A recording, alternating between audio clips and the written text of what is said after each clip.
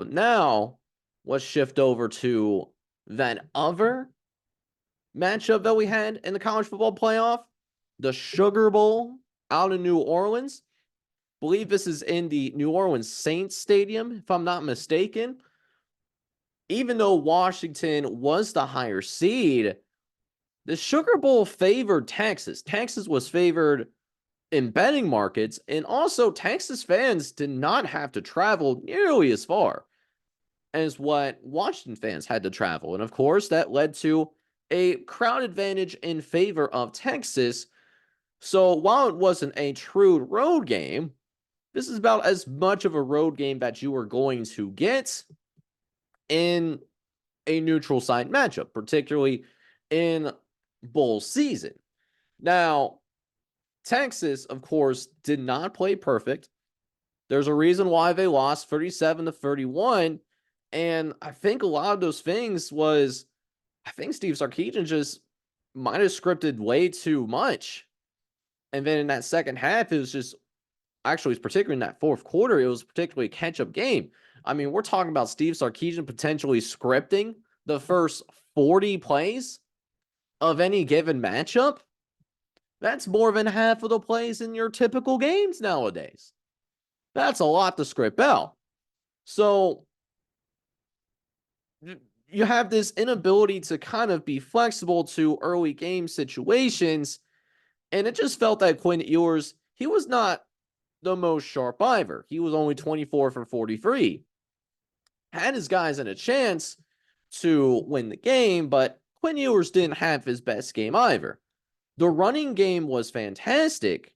However, they only ran the ball 28 times, and often it seemed like it was just so that they can get Ewers going more than anything. I felt like they had an advantage if they leaned on their ground game, but that did not happen. But that was not the biggest problem that I had with Texas towards the end. I think there was quite the miscalculation there towards the end of the game. So Donnie Mitchell, he catches a 1-yard touchdown with over 7 minutes to play in the game. This would pull Texas to within 7. They decide to kick the extra point, let them be down by 6 points. And normally I wouldn't really have an issue with this, but in that scenario, you're hoping to completely stop Washington, prevent them from getting any points in order to keep this as a one possession game. Here's the thing.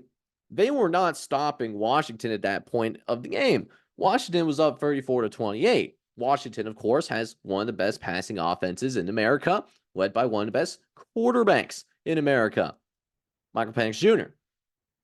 So if you went for 2 and you succeeded, it would have been 34-29. And now you can at least be okay with them kicking a field goal. It would still have been a one possession game. And even if you miss, it would still have been a one possession game anyways, 34-27. So that happened. And even with that, I really did thought Texas was going to come back and win this game. Because Washington did actually catch a really bad break. Their star tailback, Dylan Johnson, he gets hurt. And the big significance of that is not just that Dylan Johnson is questionable for his national championship game. That's a massive loss if he can't go. But that being said, you also have the time stop for any injury. And Texas was very low on timeouts. So Dylan Johnson being hurt and not being able to get off the field, that saved 40 seconds. And in those 40 seconds, Texas was able to drive all the way into the red zone. It came down to the very last play of the game. And shout out to those DBs, by the way. That DB made a phenomenal play in order to preserve the win for Washington. But of course, the biggest thing for Washington that led to that victory, Michael Penix Jr., and Braylon Trice, those dudes are the truth, man.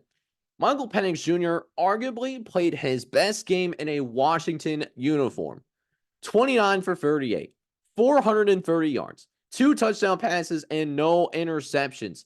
He also showed that mobility that he had back in Indiana. 3 rushes, 31 yards, and he kept his cool under the Texas pressure because, man, does Texas have some pass rushers. They can get to his quarterback.